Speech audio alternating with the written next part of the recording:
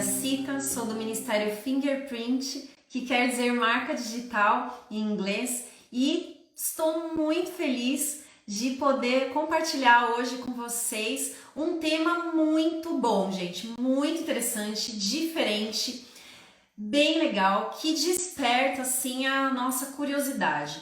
Hoje a live é especial para os homens, mas as mulheres são todas bem-vindas aqui. Na verdade, as famílias são bem-vindas, mas hoje a gente vai falar um pouquinho sobre o papel do homem dentro da família. Então, quem recebeu o convite viu lá, não é?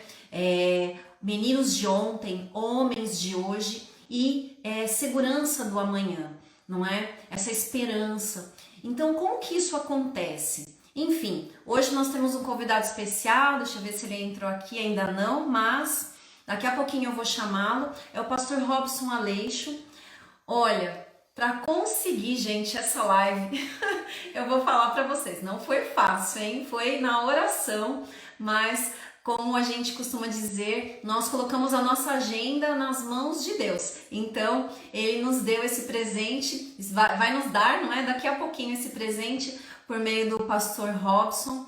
E nós o conhecemos em uma entrevista que ele fez na TV Novo Tempo com a Darleide, lá no consultório de família, e ele estava falando sobre esse assunto, sobre patriarcado, sobre o papel do homem dentro da família. E nós percebemos como que é importante, não é? Isso, em especial no que vem acontecendo com as famílias que nós atendemos. Então, as famílias que estão participando com a gente no programa Reforma em Família, usando a metodologia 3-2-1, já sabem, não é? Como é muito interessante a gente falar de família, a gente falar dos papéis que nós exercemos dentro da família. E em especial o papel do homem, o papel do pai, que a gente vai conversar daqui a pouquinho. Então, eu vou aqui chamar o pastor.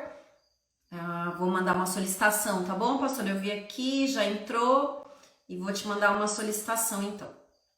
E aí a gente já vai conversar com ele. Ele já vai entrar. Então, o pessoal que tá chegando agora, sejam bem-vindos à nossa live. Oi, pastor, tudo bem? Tudo bem, Valéria, doutora, tudo bem? Boa noite para vocês. Boa noite, galera que tá aqui. É muito bom a gente estar junto conversando. A gente que agradece, a gente tá muito feliz. Eu tava falando pro pessoal, hein, pastor, que foi suado conseguir essa live, mas yes! Amém, amém. Tô muito feliz de estar junto. Olha, pessoal que tá entrando agora, sejam todos bem-vindos. Então, quero me apresentar, não é? Porque agora a gente tem públicos diferentes aqui. Meu nome é Valéria Cita, faço parte do Ministério Fingerprint, eu e meu esposo, Paulo Cita, e nós temos um programa chamado Reforma em Família. E esse programa tem a duração de 10 semanas, e durante essas 10 semanas nós trabalhamos com temas assim muito práticos. Reforma é reforma, tá certo?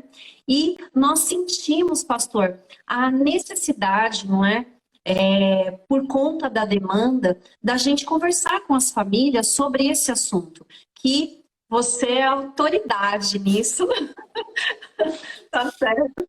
Ó, gente, vou contar uma coisa para vocês. A primeira vez que eu conversei com o pastor, nós estávamos numa conversa assim super agradável, e aí nós falamos sobre esse assunto, sobre o papel do homem na família, o papel, não é, do pai. E ele falou assim: Valéria, dá uma olhadinha aqui na minha estante. A minha aqui atrás está vazia, porque a gente está em processo de mudança, tá? Mas a dele, gente, olha, eram prateleiras assim, bum, bum, bum, só sobre esse assunto.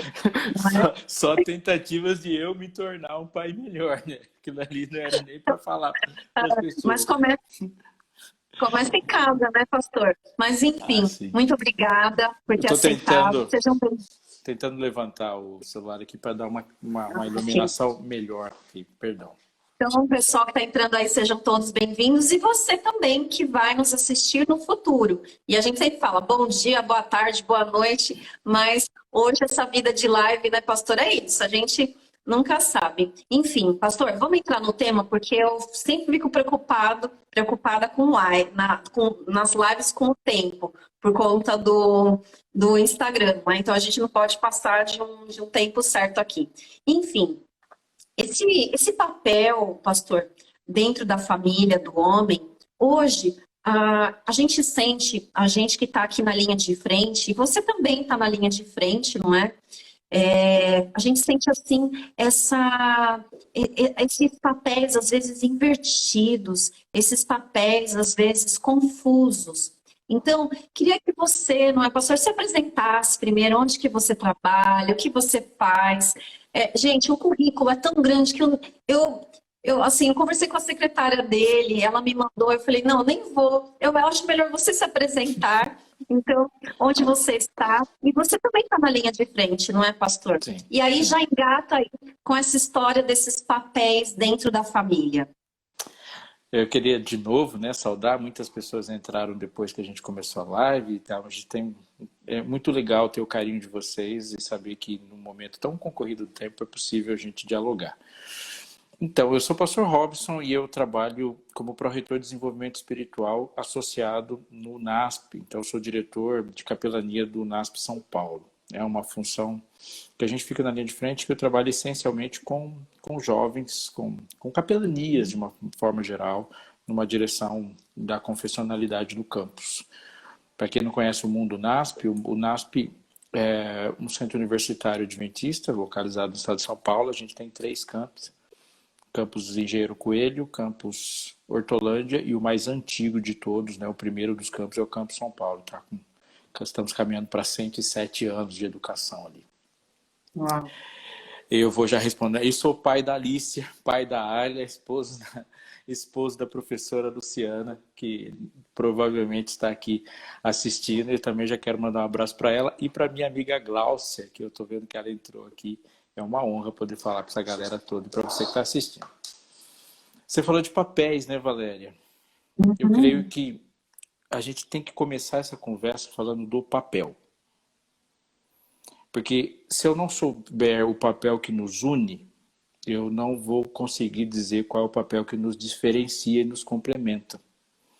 Então, qual é o papel essencialmente do homem, da mulher, no mundo? Quando Deus fez o homem, ele disse assim, façamos o homem à nossa imagem, conforme a nossa semelhança.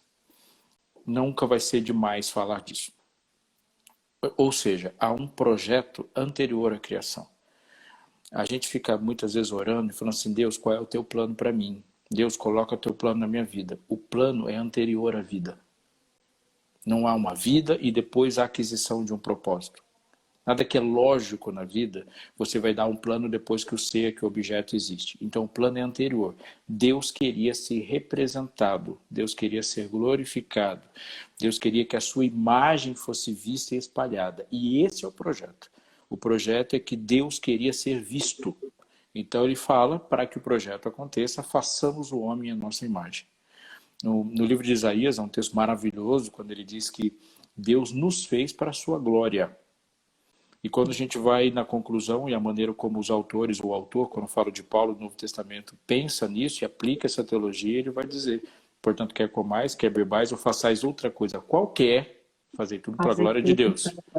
Então, qual é o meu papel no casamento? O meu papel dentro de um casamento é glorificar a Deus. E entender por glorificar a Deus é que o caráter de Deus, a bondade de Deus, o amor de Deus, a personalidade de Deus, o propósito divino apareça grandemente em mim. Qual que é o meu papel como pai? Que o meu filho perceba Deus em mim. Qual é o meu papel como pastor, como trabalhador, como cidadão, como amigo, qual é o meu papel na minha existência. Então eu não sou convidado a glorificar a Deus. Eu fui feito para glorificar a Deus. Então Querido, esse é o papel. Muda todo o sentido, não é, pastor? Muda tudo, não é? Eu fui Exatamente. criado para glorificar a Deus. E nós achamos que a glorificação a Deus é um convite. Não, não é um convite. Você é convidado a voltar a ser o que você sempre foi. Nós somos feitos para glorificar. E que muitas vezes a gente distorceu o que é glorificar. E eu vou tentar ser didático nisso. Glorificar é demonstrar grandemente, demonstrar inequivocamente. É alguém bater o olho em você e em mim e saber na hora que aquilo não é seu nem meu. Quer dizer, isso é Cristo. Então eu glorifico quando perdoo, porque não há razão humana para perdoar. E quando eu sou ofendido, e tudo na lógica humana diz assim, eu fui ofendido e você não pode falar assim comigo, e eu digo, eu perdoo você. E eu vou pagar o preço para que você se torne uma pessoa melhor. Quando eu te perdoo, o universo olha e fala, isso não é você. Isso é Deus se demonstrando. Quando eu estendo a mão, quando eu recupero, quando eu demonstro graça, quando eu guio, quando eu corrijo, e essa é uma demonstração de quem é Deus. Então, meu casamento fracassa se não for Deus que aparecer. Muitas vezes a gente fica triste por casamentos que se desmancham, mas não fica triste por casamentos que não glorificam. Uau. E o propósito é glorificar. Sempre, sempre glorificar. Então, se eu for Dentro da perguntar, família. dentro da família, se perguntar qual é o papel do homem, é glorificar a Deus. Sempre. Sempre. Ok, Se não acabou souber nossa isso. live, né, pastor? E se a Ok, gente pessoal, fizer muito 20 obrigada. lives falando isso, nunca vai ser suficiente, porque isso é extraordinário. Isso é extraordinário. Uhum. Quando o homem entende, não é, que o papel dele é glorificar a Deus dentro da família, e assim, não é, pastor? A gente que, não é, a gente que está aí nessa linha de frente, a gente percebe que esses papéis eles estão bem confusos. Crianças que hoje estão vivendo o que a gente chama de síndrome do imperador. Então, quantas famílias nos procuram e começam a participar do programa e a gente percebe, não é, uma fala muito recorrente dos pais. Olha, eu tenho medo, eu não sei se eu estou exagerando, não é, na disciplina. E aí você vê realmente filhos que mandam na casa, crianças muito pequenas que mandam, e pais com medo dessa negligência, ou para mais ou para menos. E homens que ficam perdidos também, qual é o meu papel? E as mulheres que ficam muito preocupadas, mulheres que vêm assim, pastor, se arrastando na culpa, não é? Eu falo, meninas, não é? As mães que ficam com a gente, a culpa não vem de Deus, a culpa não te pertence. Agora, o senso de responsabilidade, sim. E a gente tenta levar isso, não é, pastor? Para a alegria da responsabilidade de ter uma família, de ser uma família, de glorificar a Deus. Então, dentro disso, esses papéis eles estão assim bem confusos, não é? E creio, Valéria, que uma das razões da confusão é porque nós falamos de educação como se ela fosse um fim em si mesmo. E aí vai ser confuso mesmo. Porque quando a gente fala, eu vou educar, a próxima pergunta é, eu vou educar para qual propósito? Porque eu não posso dizer que se eu não educar meu filho vai ficar sem educação. Isso é impossível na atividade humana. Se você não educar seu filho vai ser educado para um outro propósito e vai cumprir esse propósito. E muitas vezes a gente está dizendo que tal pessoa não foi educada, isso não é verdade. Ela está cumprindo eficientemente uma educação que alguém lhe deu e está cumprindo outro propósito. O mundo educa pessoas egoístas e as pessoas se tornam eficientes em ser egoístas. Então a pergunta não é como eu educo primeiro. A primeira pergunta é para que eu educo? Se eu souber o para que, eu vou saber o como. Agora, se eu não sei o para que, não dá para saber como. É como você entrar na escola. Eu quero um diploma. Tá, mas o diploma é uma ferramenta. E é muito confuso quando você batalha pela ferramenta se você não conhece o que você vai fazer com ela. Então, em última instância, existe um confronto de lógicas no mundo. Há duas lógicas em confronto. Quando a gente fala de conflito entre o bem e o mal, nós não estamos falando só de dano. Então, muitas vezes, quando a gente fala de mal, a gente está pensando em dano. Mal é dor, mal é morte, mal é sofrimento, mal é doença, mal é Covid, mal é boleto. Mas Deus não fala que mal é só isso. O mal é uma lógica que é insustentável. Por exemplo, se pergunta muitas vezes, é uma pergunta que eu como pastor respondo demais, por que que Deus permitiu isso? Por que que tais coisas acontecem? Por que que essa pergunta é sem resposta? Porque faz parte do mal uma pergunta sem resposta. Porque o mal é uma lógica insustentável. Por que que coisas boas acontecem com pessoas, coisas ruins acontecem com pessoas boas? Porque dentro da confusão de uma lógica insustentável que o mal criou, ele sugere perguntas sem resposta. Deus chegou para Adão e falou, Adão, no dia que você comer esse fruto, vai ter uma porção de perguntas sem resposta na sua vida. Agora, Deus é uma lógica completa, de completude e eternidade. Então, há uma lógica do amor que deve ser implantada. Se a gente quiser que as coisas perdurem, a lógica tem que ser do amor, porque só o amor jamais acaba, as outras coisas acabam. Isso é uma coisa muito importante, né? Ser pai, às vezes, é uma arte de se tornar desnecessário, ao mesmo tempo que a gente se eternize na lógica que criamos. Sim. Não é? Há uma Não é lógica... Na lógica que criamos que ela tem que sustentar. Só numa citação. Um mandamento, e a gente crê que os mandamentos são eternos, ele diz assim, honra teu pai e tua mãe. O mandamento é eterno, mas o pai e a mãe não é. Ou seja, o pai não é eterno, mas a honra ele é. Portanto, ele está representando algo maior do que ele. Nós só honramos pai e mãe por causa do que eles representam. Então, há uma figura divina que se transparece na figura paterna e que remete à honra. Isso é muito importante. Eu sei que a minha resposta é longa demais, mas acho que é necessário a gente pensar. Estamos aqui bebendo da água, estamos aqui bebendo da água. O pessoal está fazendo vários comentários. Não é, gente? Não é bom demais? Fico aqui, ó. Porque, assim, qual é o problema do reizinho, do poderoso chefinho, do tiraninho? Porque houve uma confusão em para que essa pessoa está sendo educada. Se ele está sendo educado para ser alguém que serve a humanidade, aí eu consigo responder algumas coisas. Há uma lógica que, quando a gente fala de casamento, sim, você deve escolher uma pessoa para casar. Essa escolha tem que ser muito bem feita. Mas, cuidado com a lógica que se coloca nisso aqui. Eu não posso pensar na lógica de o que essa pessoa vai ser para mim, antes de pensar no que eu posso ser para essa pessoa.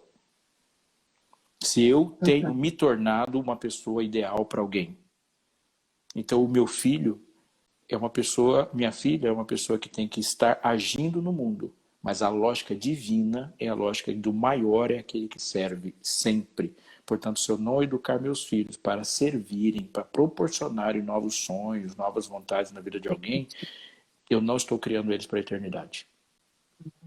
Você sabe, pastor, que uma das lives que eu assisti, na verdade foi uma entrevista sua, e você falava exatamente sobre isso, sobre a importância de quanto mais responsabilidade nós temos, não é? Mais nós devemos servir. E Jesus mostrou isso. Jesus sempre mostrava isso. E assim, vem toda aquela questão, não, eu sou, então eu sou aqui o sacerdote do lar, né? Pessoal, atenção, sou sacerdote do lar. Pessoal, e na verdade é exatamente o contrário, é para glorificar a Deus, é para servir, e isso começa na educação das crianças, porque se não tem... E vamos pensar o que é ser sacerdote. Eu estou imaginando um santuário. O pecador chegou, ele não vai entrar dentro do santuário. Então ele entra no santuário através de você, porque ele chegou pecador. O pecado foi para o cordeiro. O pecador não vai entrar. E o cordeiro agora também não vai entrar. O sacerdote pega esse sangue desse cordeiro e entra. Ou seja, o sacerdote nada mais é do que a ponte entre a graça e aquele que precisa dela. Ser sacerdote é fazer com que o perdão chegue. Então, vamos olhar no que é porta na Bíblia. Há duas coisas fundamentais que ficam à porta na Bíblia. A primeira é o sangue na porta. Quando o sangue foi passado na porta, na casa dos hebreus, antes deles saírem para o deserto, naquela 10ª praga, na Páscoa, significa que a entrada da casa há perdão. Então a primeira coisa que se percebe ao entrar numa casa onde o sangue está na ombreira da porta é que há uma graça que triunfa naquela casa. Mas ele diz assim, olha, essas palavras que hoje te ordeno estarão no teu coração, tu as inculcarás aos teus filhos, e delas falarás. E depois ele diz lá em Deuteronômio 6, isso vai estar nos seus umbrais. Portanto, a lógica do amor, no sentido de dar formato, também tem que estar naquela casa.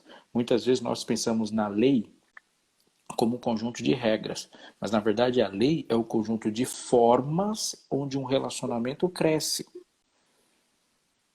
Às vezes nós tentamos colocar regras existem para proteger a vida. Elas não criam a vida, mas elas protegem a vida.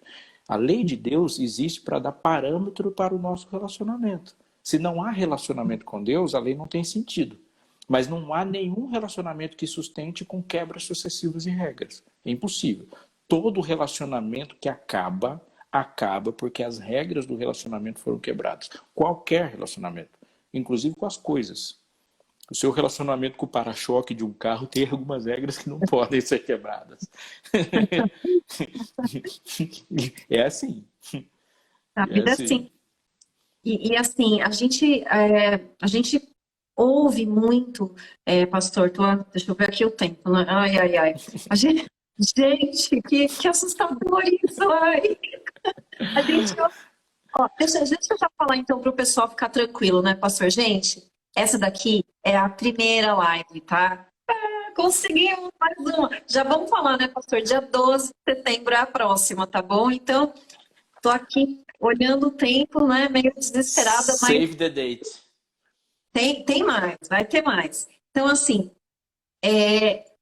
o homem, pastor, dentro da família, como um sacerdote, não é, para servir, para fazer, não é, essa graça por meio dele, a questão do perdão, inculcar, enfim, uma série de coisas que hoje a gente é só o começo, gente, hoje é só o começo, para vocês sentirem como é importante esse assunto. Então, assim, muitas famílias estão sofrendo pela perda do homem. A semana retrasada, não é? Nós estávamos conversando e nós tivemos 3 famílias que nos procuraram para começar o programa e o esposo faleceu por Covid. E não só isso, mas famílias que estão passando por divórcio e a gente tem, não é? Eu fico com isso, sabe, pastor, assim, a cama vazia. E a cama de muitas mulheres está vazia, camas vazias, mas porque os homens estão muitas vezes em lugares onde eles não deveriam estar, fisicamente, né? Vamos falar fisicamente, envolvidos na pornografia, envolvidos muitas vezes em jogos. Quantas mulheres eu ouço, Valéria, o meu esposo fica jogando a noite inteira, sabe, com os amigos, e assim, a minha cama tá vazia, e eu tô educando sozinha. É claro que existe aí toda uma questão, mas queria que você comentasse um pouquinho, pastor, sobre isso, e já finalizasse praticamente a nossa live, não é? Um recado, assim, um recado para as famílias, em especial para os homens, sabe? Enfim, fica... Eu creio que eu vou começar com um apelo. A gente precisa, num pacto coletivo e humilde, pensar, discutir, colocar a masculinidade na mesa. Precisamos disso, desesperadamente.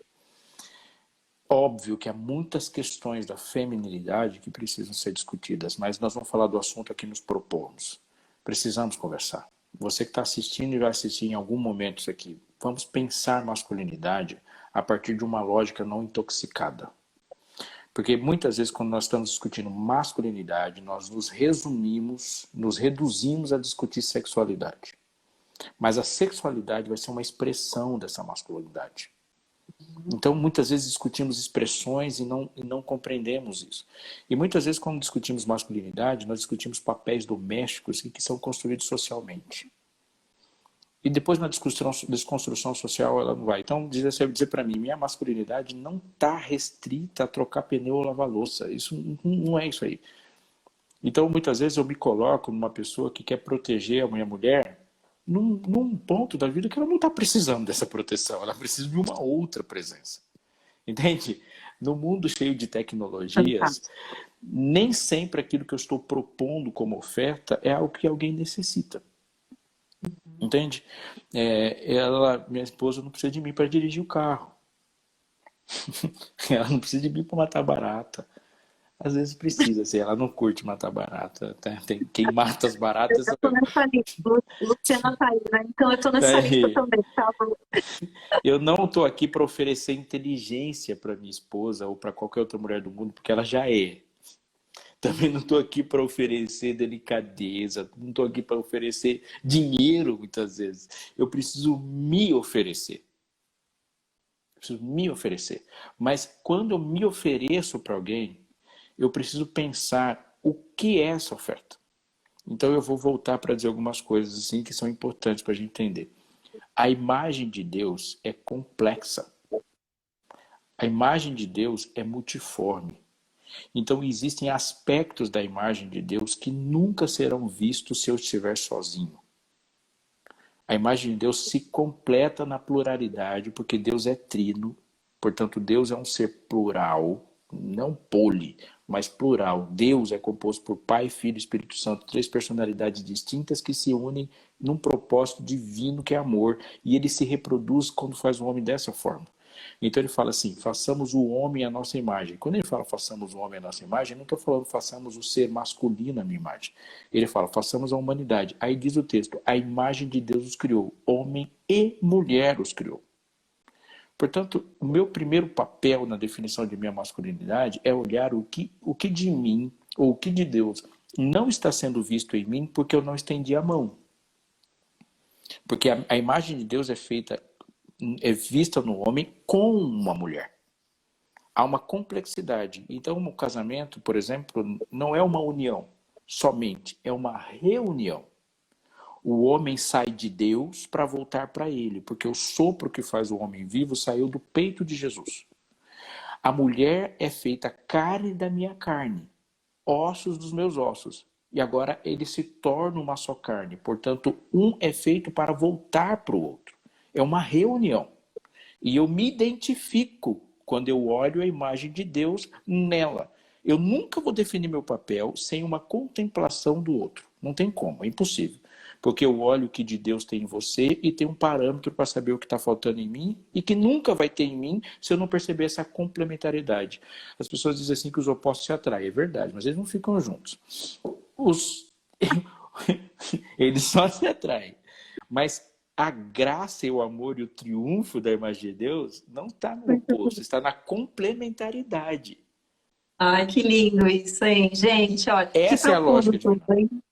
Nós não somos opostos. Um dia alguém inventou um livrinho horrível que chama Homens são de Marte, Mulheres são de Vênus, e que ele é péssimo. Não, homens e mulheres são divinos. Eles saem do mesmo projeto, da mesma fonte, só que eles se complementam. É o ego que faz com que eles pareçam ser de outros países, de outros planetas. E o ego é o intruso no relacionamento. Então, colocando uma posição mais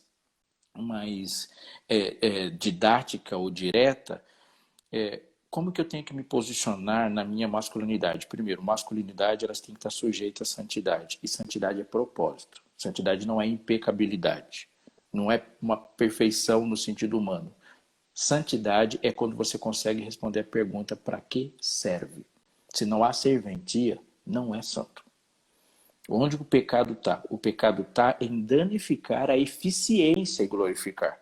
Então, quando eu não estou me propondo glorificar, não há razão para lutar contra o pecado. Porque a gente luta por um propósito egoísta, ou seja, o ego continua intacto. Eu tenho que chegar em casa e Deus chegar junto. Então, a força dos meus braços é para complementar a ausência de força em alguém. A minha maneira direta de ver as coisas é para complementar a maneira indireta de alguém, mas isso não significa que eu não preciso daquela maneira de ver as coisas. Eu gosto de dizer que Adão deu nome até ao cachorro. Quando chegou, veja bem, beija-flor, você acha que foi Adão desse nome? Libélula, Joaninha, essas coisas é tudo Eva. Não é coisa de Adão. Adão, quando viu que ele falou assim, Senhor, é muito bichinho pequenininho, não consigo prestar atenção em todos. Aí falou, então você vai precisar de ajuda. Joaninha, não, eu vou chegar para Adão e perguntar, Joaninha, não foi você, confesso. Não foi você, né? Louva a Deus, é coisa de Eva, tenho certeza absoluta. há uma complementariedade nisso. Então, não se define masculinidade sem Cristo. Então, eu defino o seguinte: você quer saber como que é ser homem? Leia os evangelhos. Porque ali Uau. há um exemplo de um homem perfeito. E tudo que ele está fazendo e você não está fazendo é um alvo a ser buscado. Quer saber como que se é um homem de verdade? Veja como se um homem fala, procure copiar a fala de Cristo. Assim que homens falam. Você quer saber como que o homem lida quando ele é traído? Veja como que Cristo se porta. Como ele está magoado, veja como Cristo se porta. Como que ele trata uma criança? Copie Cristo tratando crianças. Ele é o exemplo. Ele é tudo que eu não sou. Ele é tudo que eu não sou. Ele é o exemplo a ser copiado. Mas Cristo vai ser um alvo alcançável? Não.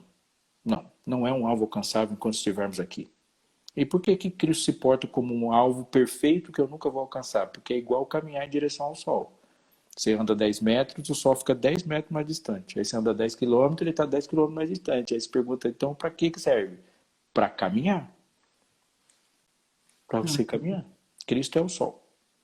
Que Então a gente profundo. caminha em direção a ele. Gente, eu tô me sentindo aqui numa aula de mestrado, sabe? Sabe aquela aula assim que você tem que assistir de novo para fazer a anotação de, ó, vai ficar gravado, tá bom, gente? Essa live vai ficar gravada aqui no meu IGTV e também vai ficar gravada no nosso canal do YouTube, do Fingerprint. Então, eu vou ter que assistir de novo, né, para fazer as anotações, porque é tudo muito profundo, não é, pastor? Mas ao mesmo tempo que é profundo, Jesus mostrou para nós a simplicidade, não é? A simplicidade de ser homem em relação às crianças, de ser homem em relação às mulheres, as mulheres que eram vistas na época, não é? Como Como nada. e como nada, em relação às pessoas que o traíram, às pessoas que o maltrataram, e em relação às pessoas como um todo. E eu vou dar tempo aqui, ó, mais uma, né? Porque eu não vou resistir a essa. Tá, Porque manda, vamos aproveitar esse tempo. em uma das, não é, das suas falas, eu amei assim a comparação, pastor, que você fez em relação ao que existe, não é? A gente acha assim, quais são os sujeitos que existem? Não sei se eu vou saber explicar como você explicou, né? Mas então, existem dois sujeitos e a gente pensa que é o bem e o mal. E não é o bem e o mal, não é? Quando eu estava assistindo, eu pensei, é o bem e o mal. É Deus e você deu uma outra visão, assim, né? Dá para dar uma palhinha aí pra gente? Eu tô tentando entender, tô tentando localizar explica melhor. Ah, tá bom. Tá. Então, eu vou falar onde foi. Foi numa entrevista que você finalizou com isso, pastor. Eu até anotei, assim, porque eu achei tão interessante. Você colocou assim, a Bíblia, ela tem, não é, tem assim, a questão da noiva, não é? Do noivo. Lembrou aí, pastor? Tá bom, então, tá. Eu não quero explicar porque eu não vou saber, né? Obviamente eu não vou saber, mas eu Eu achei tô- tão lindo, tão profundo. Vai precisar de mais uma hora, né? Olha, eu não sei se eu estou me conectando, mas eu lembro de alguém que me perguntou por que Deus é uma figura masculina na Bíblia. É disso que Uhum. você está falando? É isso mesmo. Isso mesmo. Porque a Bíblia é uma história de amor. Então, Deus é uma figura masculina mesmo na Bíblia, mas é importante a gente entender isso. Eu vou abrir um parênteses. Ok. Deus é uma figura compreendida na Bíblia. Então, Deus é pai. Então, quando eu falo Pai nosso que estás nos céus, mas Deus na Bíblia também é mãe. Como uma mãe é quem seu filho consola, eu vos consolarei. Deus é uma figura que se complementa. É uma figura que é uma figura trina, complementar. E essa figura é trina, complementar na perfeição do amor. E é nessa perspectiva que a gente entende sujeição, por exemplo.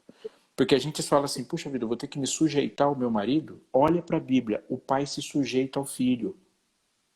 O Espírito se sujeita a Cristo. E Cristo depois se sujeita ao Pai. A sujeição, ela deve ser vista pela lógica de quem está falando da sujeição. Não pela lógica humana ela é inaceitável, mas é todo ser que ama se sujeita. Ela está ligado. O amor é, em essência, sujeição, porque o amor não nos faz iguais. O amor sempre nos fará diferentes. Toda vez que você ama, você se prostra, porque o objeto do seu amor é um objeto a ser servido, é um objeto a ser cuidado. Portanto, o amor é a sujeição em essência. Quando fala mulheres sede submissas aos vossos maridos, ele está falando mulher, ame. É só isso que ele está dizendo.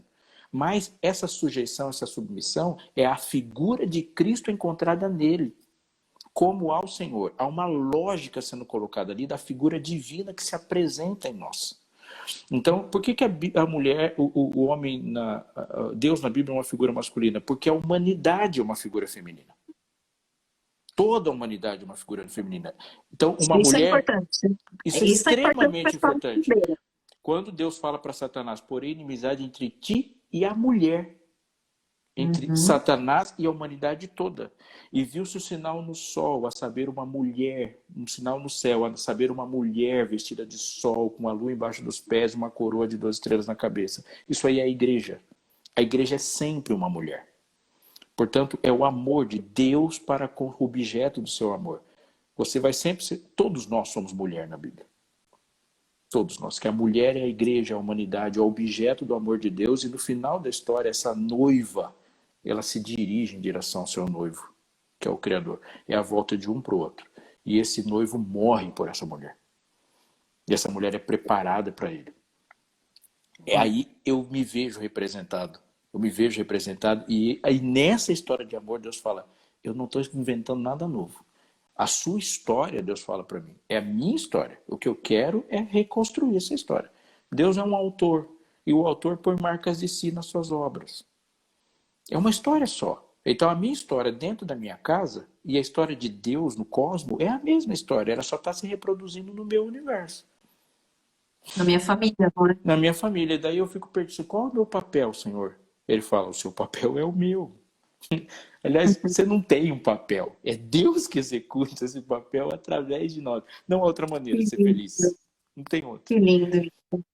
Então, o bem e o mal, voltando, não sei se eu toquei no ponto que você tinha levantado, mas o bem e o mal... Sim, exatamente isso, isso.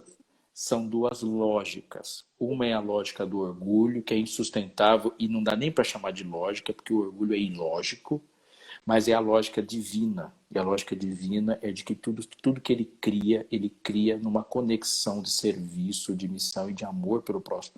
Aí, às vezes alguém fala assim, mas eu não quero ficar só servindo. Aí Deus responde, é por isso que você tem que ter o coração transformado. Porque não quer mesmo. Tem que mudar. Não dá, essa lógica do amor divino não se adquire por esforço. Tem que ter um transplante aí, tem que pôr um outro coração, uma outra lógica. Eu vou te pôr um coração de carne, e aí você vai pensar como eu penso. Eu tenho que me submeter. A primeira coisa que eu tenho que fazer como homem em casa é dobrar os joelhos, olhar para Deus e falar, Senhor, não vai rolar sem você. Senão não dá.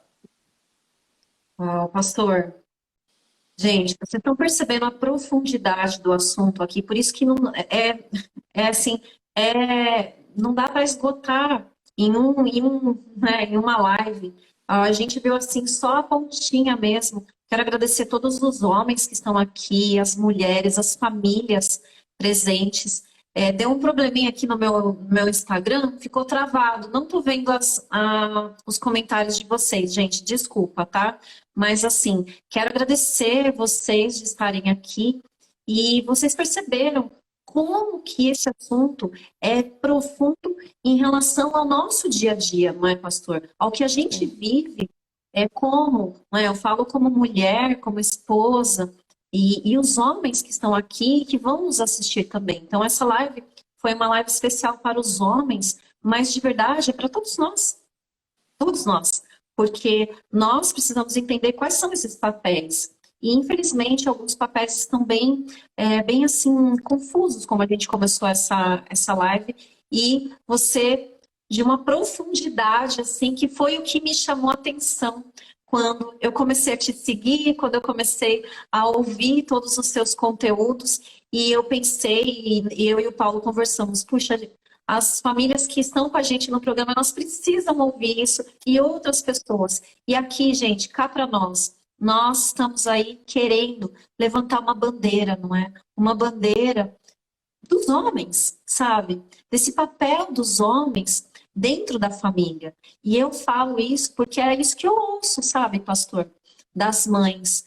Das mães como mãe, como mulher, não é? Então, vamos aí nessa, não é? Hoje é a primeira live, ok, gente? A primeira live. E aí, pastor, para encerrar, eu tenho mil e outras perguntas, né? Mas vamos deixar para o dia 12 de setembro.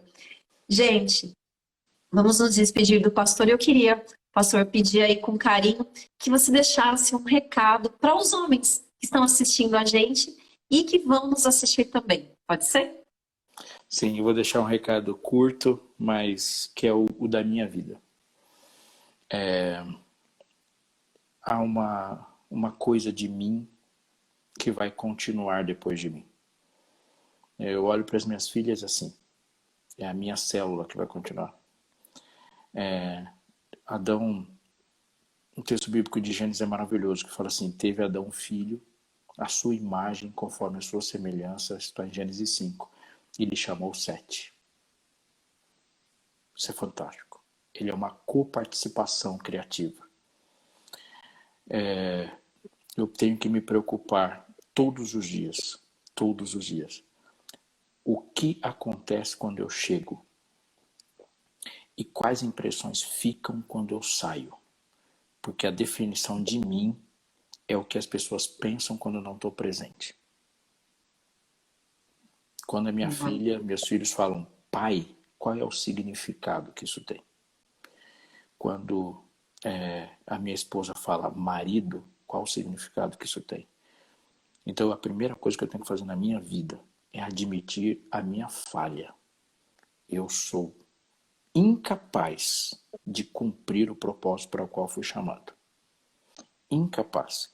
E todo orgulho me diminui, porque é impossível para o sonho humano ser maior do que o sonho de Deus. Portanto, todas as vezes que eu troco o sonho de Deus por o meu, eu reduzo incomparavelmente o tamanho do meu valor. Deus me fez a sua imagem, portanto, não há absolutamente nada que possa acrescentar a um plano como esse. Abaixo de Deus na terra, a representação da imagem, do espelho dele, é o homem. Quando o homem caminha para qualquer outra direção, qualquer direção é descida quando Deus te põe no ponto mais alto. Então, todas as vezes que o seu orgulho sugerir alguma coisa, ele está sugerindo ladeira abaixo. Mas o pior de todas as sensações é achar que eu posso fazer para mim um plano superior do que o planejador incomparável, universal e perfeito pode fazer. Então, você não faz planos. Você se submete ao plano. E a submeter o plano começa com uma admissão. Então, eu vou terminar com uma frase. Eu quero ser um marido melhor, eu quero ser um pai melhor, eu quero ser um ser humano melhor. Mas o preço que você paga para ser amanhã a pessoa que você quer ser é a pessoa que você é hoje. O maior preço que você vai pagar para ser o que você quer ser amanhã vai ser a pessoa que você é hoje. Enquanto você continuar desesperadamente apaixonado por quem você é, você vai resistir a todas as transformações e vai morrer como se nunca tivesse vivido. Então eu tenho que me incomodar com quem eu sou mesmo e começar a amar o eu do futuro. Você não é a melhor versão de si mesmo e não se tornará uma melhor versão de si mesmo. Você é uma versão de Cristo, porque a melhor versão de você é péssima. Agora, quando você se torna uma versão de Cristo adaptada para a sua família, isso é ótimo. Então, o objetivo da minha e da sua vida tem que ser, quando Cristo abraçar a minha esposa no céu, a minha esposa vai dizer, Jesus, um monte de coisa sua é novidade, mas esse abraço aqui é o do meu marido. Aí Jesus vai falar, não era não. Era eu que te abraçava, através dele. Esse é o alvo. Amém. Uau. Gente, não tem mais nada a falar, né? Não tem essa mensagem assim. Essa é o tipo de live que a gente tem que, na verdade, assistir, eu digo assistir, mas ouvir, não é? Então, normalmente nós estamos sempre tão ocupados. Coloca essa live para você ouvir, como um podcast, quando você estiver dirigindo, quando você estiver no trânsito, quando aproveitar o seu tempo e ouvir essa live novamente. Porque a mensagem que foi falada aqui hoje, ela é tão profunda que realmente precisa ser repetida. E nós vamos ter a continuidade dessa mensagem. Porque Dia é o que eu 12. falei, né? Dia 12. Dia 12. Já conseguimos, hein? Conseguimos mais um dia com o pastor Robson, um privilégio de poucos, gente. Então, Que é isso, vamos aí, vamos servir. aproveitem, mas a gente está, assim, realmente muito feliz, pastor, com essa mensagem que você colocou e vamos levantar, não é, pastor, essa bandeira, sabe? Essa parceria que nós queremos começar aqui. Começamos aqui porque os homens são muito importantes, muito, muito importantes. E eu assisti tem um programa também muito interessante, um encontro que acontece com os homens toda quinta-feira, pastor, às 5h15 da manhã, sabe? E o título desse programa, sabe qual foi, gente? Onde estão os homens? Olha essa pergunta. Onde estão os homens? Então, nós estamos aqui falando para esse público, mas, claro, a família toda envolvida. Se você que está assistindo a gente aí para terminar e quer saber um pouquinho mais sobre o nosso projeto, sobre esse programa de Reforma em Família, tá lá na minha bio, tá bom? Tem a descrição, só entrar lá ou nos procurar. E se você quiser, não é conversar mais com o pastor Robson, olha, boa sorte, viu, gente? Porque boa sorte, tá bom? Ora, porque eu orei muito, hein? Orei muito. Então, um beijo aqui para a Lu, né, para sua esposa. Quero muito conhecer você pessoalmente, né, vocês, a família de vocês, as filhinhas, e também conhecer a Lu. Um beijo para você, Lu, que é a sua secretária, não é, pastor? As luzes. As Luz. Tá Então, tudo olha, iluminado, cara. que eu liguei muito, gente. Estou muito feliz, pastor. Muito obrigada. E queria pedir se você podia fazer uma oração especial para a gente encerrar essa live. Senhor, que privilégio que temos de nos dirigir a Ti como Altíssimo, Soberano, Onipotente, Criador, mas com o privilégio de Te chamar de Pai, Pai nosso. E Te louvamos, Senhor, porque como homem, o Senhor me deu o privilégio de ser chamado como o Senhor é também. Então, Deus, obrigado pelos propósitos. O nosso pedido a Ti nessa live, nesse momento que nós humildemente falamos a Ti, é que Teus propósitos se cumpram integralmente na nossa vida. Há pessoas que estão aqui conectadas e que sofrem. Há muitas pessoas sem paz com o passado. Algumas sem esperança em relação ao futuro, algumas com mais perguntas que respostas, algumas que sentem a ausência, que sentem a dor. Mas nós confiamos na completude que a Tua presença pode dar em cada coração e a restauração das coisas. Então, em Ti queremos avançar. Cumpra-se, Senhor, em nós. Em nome de Jesus, amém. Amém, amém. Pastor, grande abraço. Muito obrigada novamente. Até o dia 12, não é? Tá bom? Até. Deus abençoe você. Uma gratidão. Foi uma honra participar dessa live. E um grande abraço a você que acompanhou a gente até agora. Um grande abraço para vocês também. E até a próxima, gente. Um abraço. Tchau, tchau. Tchau, pastor. Tchau.